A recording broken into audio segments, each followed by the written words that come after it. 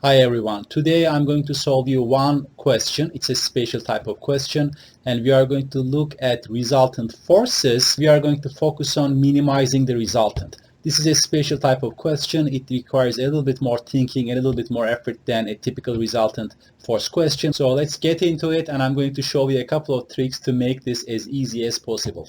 Let's see what we got in this problem.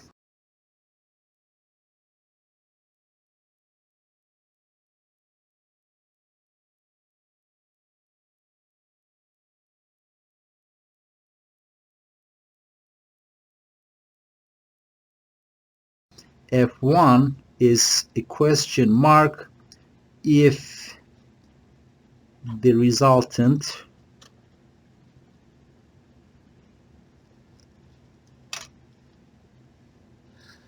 is to be a minimum. All right.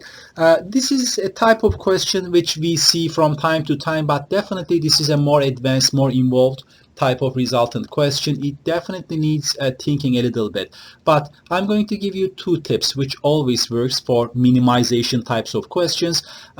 Typically, the unknown force has to be perpendicular to the resultant, right? Because the perpendicular will give you the minimum magnitude, which I'm going to show it in a minute. So these type of questions typically require you to set the unknown force perpendicular to the resultant, right? And then use a new coordinate system, which is x prime, y prime, which is aligned with the resultant. So those two critical tricks will enable you to solve this problem, right? So first of all, let's use the polygon rule and see how we can minimize that resultant.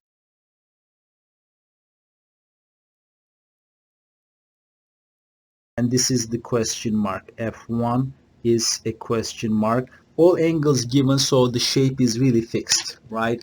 So now think about the resultant.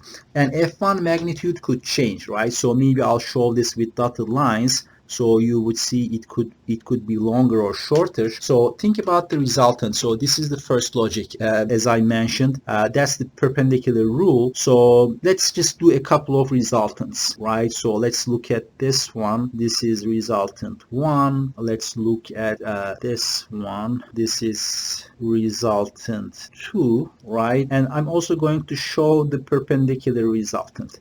And you are going to see immediately perpendicular resultant will be always minimum, right? So the resultant we are looking for is not this one, but that one, which is perpendicular to F1. F1 is fixed, right? We know the direction of F1. For that reason, we know the geometry in this system.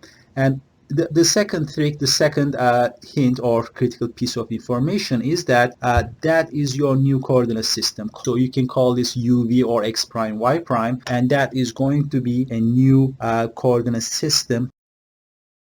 And this one, if you want, you can call this Y prime, and X prime will be perpendicular to that. So X prime would be aligned the resultant. So this is a quick summary. I'm going to show this part by part, but that is the logic. So if you understand this, you should be able to solve this problem relatively easily.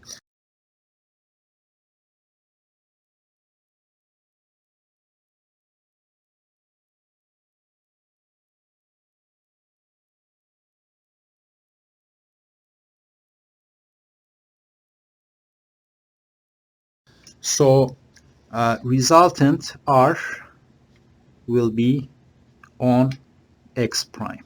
If you do summation of forces along Y prime, that is going to be 0. All right, so let's get the components of this 260, right? So I'm going to get two components of this. First of all, I'm going to need this. This is looking at the original question. Let's just sketch it again. So divided by 13 multiplied by 5. So this would be 100. Right, so now if you want, you can add up these two components, and if you add these together, you are going to find 300 for this, and this is already 240. 300 sine theta would give me that component. So F1 plus 300 sine theta would be along y-axis. So let's just write this: F1 plus 300 times sine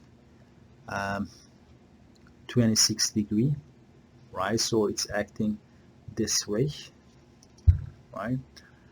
And then minus 240 cosine theta, which is 26 degree, which is equal to 0. That is pretty much it.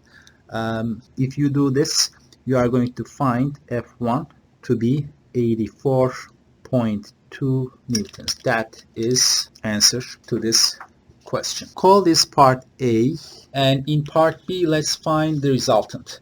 That's a really easy additional part, but sometimes it is asked. So let's do part B. In part B, we are going to find the resultant force. So in order to find resultant force, what we are going to be doing is to get components along x prime axis, and then that is going to give us the resultant, right?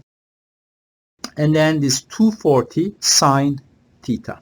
We are minimizing it, so as you can see, F1 will not contribute. F1 is perpendicular, so it is not going to contribute. So it is going to be 375 newtons.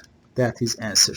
Show this as R, which is the resultant force. Yeah, that's pretty much it. That's how you would solve these type of questions. It's the same logic, and you can apply this to other questions which requires you to minimize the resultant. All right, that's it from me for today. Thanks very much for your attention, and I'll see you in the next video. Bye bye.